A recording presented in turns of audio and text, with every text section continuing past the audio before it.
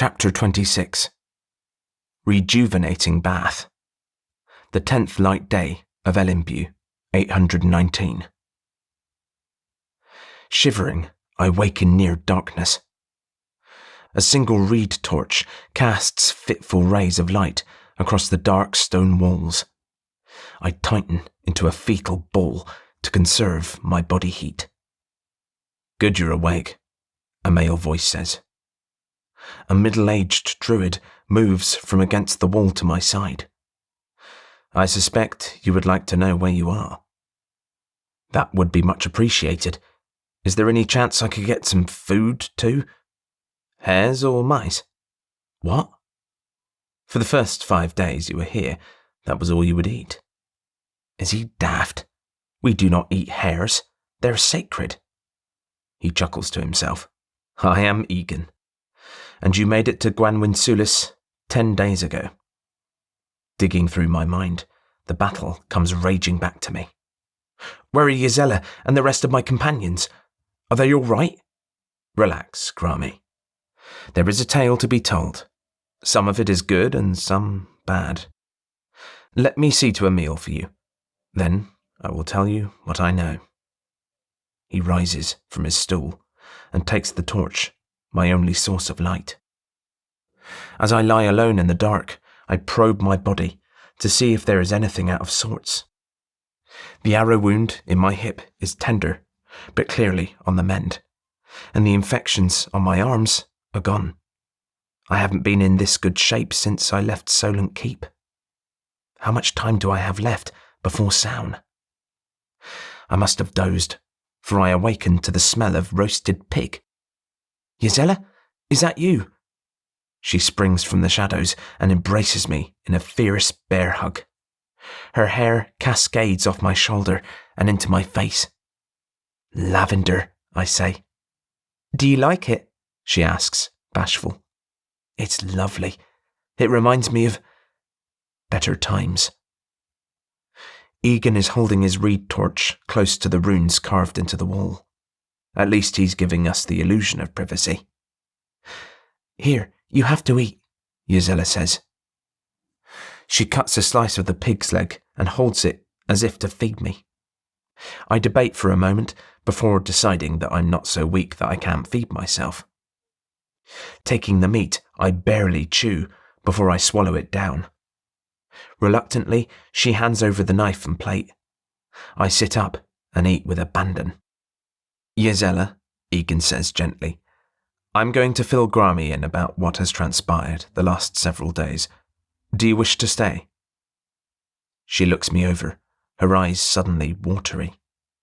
"No, I don't think I will." A look passes between them that I can't fathom. In a hopelessly sad tone, she adds, "I'll check in on the others."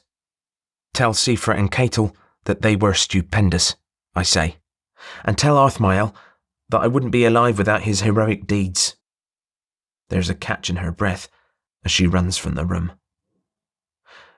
"Be careful in the dark," I call after her. Egan frowns as he watches her disappear into the darkness. "What is the last thing you remember?" Taking myself back to that night, I remember the cold wind blowing from the west and the rotting smell of the marsh. I hadn't taken note of either during the fighting. I was standing over Sifra, but not human Sifra, him in puffin form. A bird, the merlin, was really Eosia, and he was dead from an arrow through his chest. It feels just as real now as it did then. The enemy had crested the tor and were about to overrun us. I grabbed Sifra, but with my feet? I stopped my babbling and looked to Egan. He nods slightly. "Yes? Anything more?" "No, and as crazy as it sounds, I can't be sure it was real and not a fever dream." "Very well. My turn then. You turned into an eagle owl, and you did indeed pick Sifra up with your feet, or rather your talons. Ysella tells me that you had nearly depleted yourself at the equinox, and against sage advice from Lord Sinbel, You drew upon your powers repeatedly that night. I had to. We would have been slain if I hadn't done so. You misunderstand me. I do not judge you. I merely speak the facts. Relieved that a lecture is not forthcoming, I settle in to listen. You grabbed Sifra's puffin form, and you had enough humanness left to fly here with Ysella and Catel, instead of veering off and eating the puffin in your talons. The thought of eating poor Sifra has my stomach uneasy. Putting a restraining hand on my belly, I force myself to relax.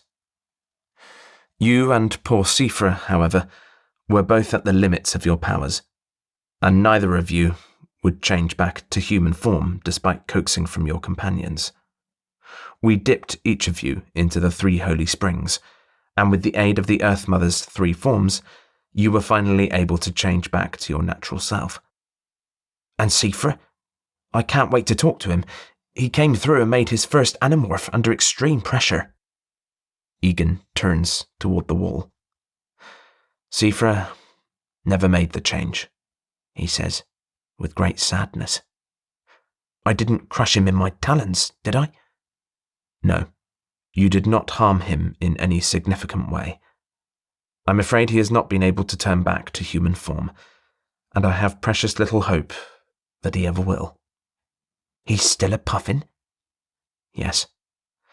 To have such a great mind diminished to that of a common animal. He looks away for a moment, his eyes tearing up. Of course, Egan was mentoring Sifra. Afraid of what I might hear, but needing to know, I blurt out, What of the others? Arthmael, Catel. Catel has no physical injuries, but her broken heart consumes her at this time. Arthmael was last seen falling from the sky. We can only hope that his life ended on the fall, and not in the hands of the Dark Lord. My stomach starts contracting spasmodically.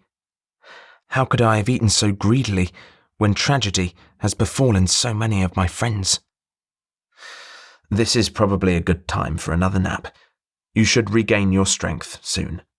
He forestalls all of my objections with a stern wave of his finger. We have more to discuss, but it can wait until tomorrow. He rises and grabs the torch from its sconce. Lord Egan, I call. What of my pouch? It and the ghost orchid are fine. Sleep for now, and we'll discuss it and your quest tomorrow. My head spins. How am I supposed to sleep now? I ask, but the darkness has no answers for me. As I wake, I'm holding my pack tight against my chest, as if it were a woman. The cave's tunnel is partially illuminated by sunlight. I open my pack and feel a limp stem and crushed flower. Boswin never said that it had to be pretty, only to get it to him in the allotted time. Why am I in a cave? I've passed through Gwanwyn Sulis before. I saw only normal cottages and 2 mead hall-sized buildings.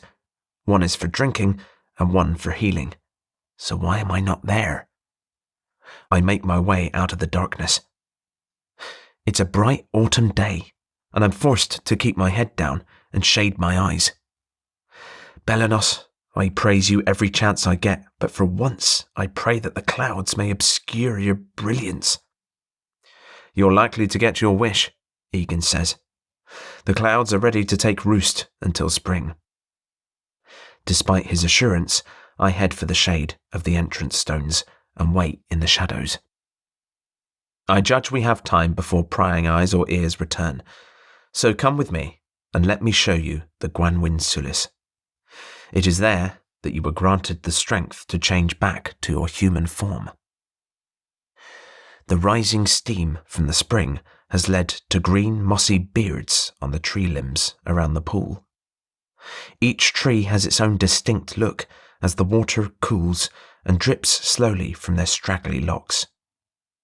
The mist hangs in the air and warms a person even on the chilliest of days. In the middle of the spring sits a puffin with human-like brown eyes. Sifra? He has taken a liking to the spring. Imagine that, a puffin that prefers hot spring water to the cold ocean. I am so sorry, Seifer. You never should have been travelling with me. He seems to like this place, almost as if it is home. I have never heard of a druid changing back after so long, but if Seifer is going to be able to do so, it will be with Sulis's aid. We stand in the healing mist and give silent thanks to Sulis for her healing ways. It took you 5 days before you were able to change back, and we had to keep you and your hungry eyes separated from Seifer. I'm filled with dread. Did Seifer not get placed in the spring until after I changed back? Relax. We have 3 healing springs here. No one was without treatment. At least I don't have to bear that burden. After satisfying your ravenous appetite and plunking you in the spring repeatedly, you were able to regain human form. Why don't I remember this? I gave you my most powerful sleeping draught that day, and every day after, until yesterday. You drugged me? It was imperative that you stop using your powers, so I took matters into my own hands. But your quest, is why I stopped. I would have liked to keep you sedated for an entire month. I grab his arm and squeeze. What day is it? It is the 2nd dark day of Cantal. You have 13 days left to fulfill your quest. That gives you more than enough time to walk back to Boswin. He gives me his best disapproving look. Yes, Lord Egan. If you wish, I will get word to Boswin that you have brought the ghost orchid to me.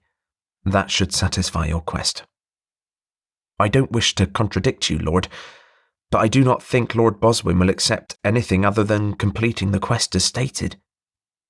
Egan thinks on that for a moment. You may be right about that. Boswin can be quite the stickler for rules, especially his own. You should think about leaving soon in any case. It seems that Catel has decided to return to Hedrid's underground realm in the morning, and Gisela wants to accompany her sister. Perhaps you could join them. I blink a couple of times. There is nothing holding me here. Perhaps I should. It's not that I find you unlikable, but your absence would make me breathe easier. Oh? So you're not aware? Loris, the pompous fool, summoned you to the centre rings at Cantum Lijunc's Kuros. When no one was able to find you, he went into a rage and demanded you be brought to him by any manner necessary. Me? He even went as far as to offer a reward for your capture. Lord Egan, you must be making sport at my expense. What reward would a free druid want? We walk with nature. Boswin has kept you too far from the wider world. Loris doles out favours to those who follow his orders. Don't you know that his staff is wrapped with a silver band from the butt to the head? But how is he to produce magic if he's in contact with metals? He believes that to be beneath him. The head druid refuses to perform magic in defence of nature. But what does he want with me? Simbel told the council that you possess a ghost orchid. Such flowers are known on the mainland. Loris has fixated on the flower to the exclusion of any other business. He wants it, and he wants to know where they can be found. Why? He does not feel he needs to explain himself to anyone. Indeed, in so many words, he told us that as our head druid, we should mindlessly obey his whims. Mark my words, he will stop at nothing to get that flower from you. Hundreds of druids left Cantum Lijunc's Kuros searching for you. The number is most likely higher now. Apparently, none thought to look for you walking across the plains with nary a tree to hide you. This is madness. Oh, that it is. Several times druids have arrived here unannounced and searched the grounds for any sign of you. That is why, once you were in human form, we moved you to the Long Barrow. I stare at Egan in disbelief. Words fail me. That long barrow is, by the way, where Sifra and Catel first discovered the runes of the giants. If Catel will allow it, I would suggest that you leave with them and travel to Ogof Kaur. I doubt many would check in Hedred's subterranean abode. Yes, Lord. My head is throbbing, and my life is out of control. Catel stabs at freshly killed deer steak and refuses to even look at me, though we all sit around Egan's small table. Are you prepared for your trip? Egan asks, to break up the awkward silence. We are, Gisela says, with fake enthusiasm. I can't wait to leave, Catel says. I would ask you two to accept Grami into your company as well. Catel slams her knife down and fixes her hostile glare at Egan. Him? No. He should have been turned over to Loris for his crimes. Catel, her sister starts, what happened was not his doing or his fault. 2 of our companions are dead, and poor Sifra... Her words run together into incoherence. She snatches up her bone knife and storms out of Egan's cottage. I'll get her, Gisela says. No, stay here, Egan says in a firm voice. Lord? I love Catel dearly, but she is not a child. Running to her now will only reinforce her behaviour. Gisela's face is a riot of emotions. She looks down at her deer steak. Yes, Lord, she says, unhappily. Once again, awkward silence reigns supreme. Lord Egan, Gisela begins, what if Catel refuses to travel with Grami? Then I will order her to do so. But why? Egan stares down Gisela until she redirects her attention back to the deer steak before her. I feel guilty for all the hostility. Lord Egan, if you two don't stop with the Lord Egans, I will kick you both out of this community tonight without provisions. Forgive me. I catch myself before I can repeat his title. He must have realised my near slip-up. He gives me a disapproving glance. What is known of the giant's runes? He pauses for a bit before he responds. Sifra was the real expert, perhaps Catel too, though I'm not sure how much she knows. He collected over 20 runes, and he managed to decipher the meaning of 7 of them. What kind of magic is it? We don't fully know. I suppose Catel is the expert now, which is why we need her to stop acting the victim, even if it is warranted, he says to forestall Gisela's protestations, and continue on with their work. If you don't mind, Gisela says, I would like to go to my sister now. Someone needs to worry about the person and not just her work. Egan sighs. Remember that she is not a child and shouldn't be treated as such, he calls after her. I doubt Gisela heard him. I don't envy you on this trip, he says to me. Hopefully nothing will make it worse. Egan chuckles. There's slim chance of anything else going awry. The journey to Ogof Kaur is not a long one. If only he knew me better.